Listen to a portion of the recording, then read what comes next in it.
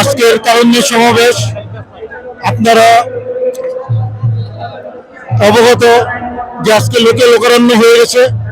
ঢাকা শহরে কোনো গলি, কোনো সড়ক বাকি নেই যেখানে লোকে লোকারণ্য হয় নাই।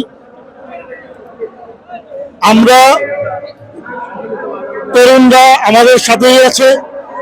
তরুণরা আজ এক হয়েছে তারেক রহমানের ডাকে। আর আমরা খুব দ্রুত নির্বাচনের দাবি জানাচ্ছি। যত দ্রুত সম্ভব একটা সুস্থ সুন্দর নির্বাচন দিয়ে বাংলাদেশের জনগণকে তাদের দ্বারা নির্বাচিত সরকার দ্বারা বাংলাদেশ পরিচালিত হোক, এটা বাংলাদেশের জনগণ প্রত্যাশা করে। এই বলে আমি আমার বক্তব্য শেষ করছি।